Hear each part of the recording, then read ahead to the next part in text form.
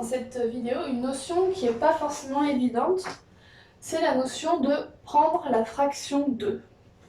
Je vais vous montrer un exemple d'abord pour que vous compreniez pourquoi il y a cette expression-là de la langue française qui arrive. 1148 €, alors peut-être lors d'un héritage ou je ne sais quoi, faut y imaginer un peu, doit être partagé en deux familles. La première compte 3 membres et la deuxième compte 4 membres. C'est sous-entendu que le partage se fait de manière équitable selon le nombre de membres. Combien d'euros donc chaque famille percevra après ce partage-là de manière équitable? Si les familles n'ont pas le même nombre de membres, déjà première évidence, on ne va pas diviser 1148 par 2 en fait. Si vraiment c'est basé sur le nombre de membres, il faut déjà désigner, trouver la fraction qui correspond à chacune des deux familles en termes de proportion. Parce que les partages d'argent, c'est toujours ça, c'est des proportions. Donc, s'il y a 3 membres dans la première famille et qu'il n'y a que 2 familles qui sont concernées par le partage, il suffit d'avoir et le total et le nombre de personnes de la famille pour trouver la proportion. Je vous rappelle que la proportion, c'est ce qui nous intéresse au numérateur sur le total. Donc tous les membres en fait, en tout, de toute la situation, des deux familles confondues. Donc là, c'est pas forcément marqué, mais on peut le faire facilement. 3 plus 4, ça fait 7. Donc on sait déjà que le nombre qui correspond au total, ce sera 7. Donc la fraction qui correspond à la première famille en proportion, c'est 3 septièmes. Donc à retenir, je vais l'écrire après pour mes calculs. Et du coup, par déduction, il reste 4 septièmes pour la deuxième famille. Donc vous voyez, c'est pas un demi, c'est pas moitié-moitié. C'est un peu plus nuancé que ça. Voilà. Du coup, là, pour répondre à la question, combien d'euros pour chaque famille? Il faut arriver à calculer en euros ce que ça représente les 3 septièmes de 1148 €. Et ensuite, faire pareil pour l'autre famille avec les 4 septièmes de 1148 €. Ou éventuellement faire une petite soustraction avec la première valeur pour trouver la deuxième. Alors vous allez me dire, prendre les 3 septièmes de 1148 €, moi je sais pas faire. Et puis surtout, cette expression-là, je la comprends pas très bien. Ça tombe bien, j'avais prévu de vous proposer des exemples plus simples pour que vous compreniez surtout le petit mot 2. Qu'est-ce que ça représente? Pourquoi il y a ce mot 2? Et en général, toute cette phrase-là, prendre la fraction 2, qu'est-ce que ça veut dire? Je pars d'un exemple donc plus simple. Si on vous demande de prendre le double, de calculer ou de prendre, c'est pareil, le double de 1148, qu'est-ce que vous faites? Vous prenez 1148 et vous le multipliez par 2. Donc vous faites 1148 fois 2 ou 2 fois 1148. Quand on vous demande de prendre le triple de 1148, qu'est-ce que vous faites? Vous faites 1148 fois 3.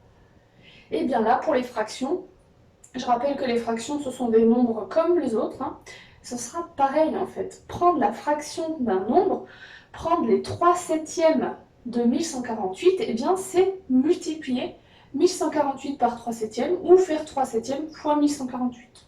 C'est la même chose. On peut permuter les facteurs. Donc c'est ce que je vais écrire dans mon début de raisonnement. Pour la première famille, on doit calculer les 3 septièmes de 1148 et ce petit 2, il se traduit en multiplication. Et c'est comme ça qu'on va écrire notre calcul de base. Ensuite, je vous propose 2 méthodes. Sachez qu'il y en a une troisième, mais la troisième elle est un peu compliquée, donc j'ai décidé de la zapper. Première méthode, je vous rappelle aussi, à ce stade de la leçon, normalement, vous savez tous qu'une fraction, c'est le résultat d'une division. C'est en fait l'écriture du quotient. 3 septièmes, c'est comme 3 divisé par 7. Je remets le fois 1148 parce que je rappelle qu'on multiplie par 1148. Du coup, j'ai cette écriture-là. Si je le fais dans l'ordre, 3 divisé par 7, c'est pas cool comme résultat, ça me plaît pas. Donc, je vais permuter les facteurs. Je vais mettre le 1148 devant. Permuter, juste, je vous rappelle, ça veut dire qu'on peut changer l'ordre. En fait, 5 fois 2, c'est comme 2 fois 5, c'est pareil. Donc, je reviens à ça. 1148 fois 3 divisé par 7. Et là, pour le coup, 1148 x 3, ça me semble être un calcul plus facile à faire. Ça fait 3444. Et quand je divise par 7, je trouve 492 €. Je vous fais part des détails pour la deuxième famille. Il suffit en fait de faire 1148 moins cette valeur-là pour trouver la deuxième famille. Donc dans cette vidéo, je ne répondrai pas complètement à la question, mais c'est pas le but. C'était surtout pour vous faire comprendre cette phrase-là. Et alors, deuxième méthode. Je ne vais pas partir forcément de cette écriture-là pour la deuxième méthode, même si vous verrez plus tard en faisant beaucoup de travail sur les fractions que c'est complètement lié et c'est égal. Je vais plutôt partir de ce que je comprends, encore une fois, de cette phrase. On me dit il faut calculer les 3 septièmes de 1148. 3 septièmes, ça veut dire qu'il y a 3 fois 1 septième au niveau départ. Pourquoi pas essayer de calculer ce que ça représente juste 1 septième pour après du coup multiplier par 3 et en avoir 3 fois plus. Donc mon idée, c'est de partir de 1148, de diviser par 7 d'abord, pour voir ce que ça fait, 1 septième, pour se donner une idée. Ça fait 164, donc entre parenthèses 164 €, c'est un peu ce que va toucher chaque personne finalement. Donc c'est quand même une valeur qui a du sens. 164. Et on n'oublie pas de faire x3 puisqu'il y en a 3 fois plus pour la première famille. On multiplie par 3 et on retrouve exactement la même valeur. Et ouf, heureusement, puisque c'est une deuxième méthode qui est censée bien fonctionner. Tout comme la première. Donc voilà, après c'est vous qui voyez, il y a deux possibilités. Quand vous avez un exercice de prendre la fraction 2, calculer les 3 quarts de 50 €, calculer les 7 huitièmes de 30 ml, enfin vous voyez des choses comme ça. Déjà vous savez que pour présenter votre calcul, vous commencez toujours par écrire ce qu'il y a dans l'encadré. Et après c'est vous qui voyez. Si vous trouvez que cette méthode-là elle est plus facile, dans ce cas-là, vous l'écrivez comme ici. Si vous trouvez que cette méthode-là, la deuxième, est plus facile dans un autre cas, ou ce cas-là, enfin, selon l'exercice, vous écrivez, vous rédigez comme ça.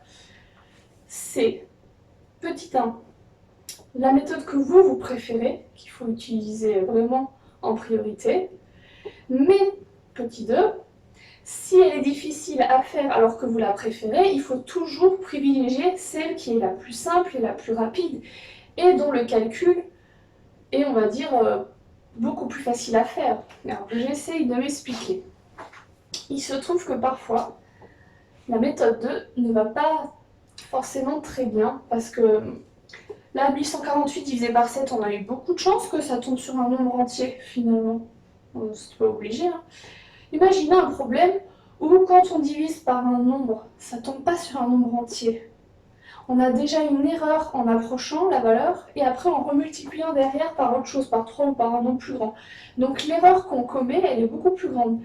Alors que si on commence par la multiplication, une multiplication de nombres entiers, ça ne donnera jamais un nombre décimal. Jamais.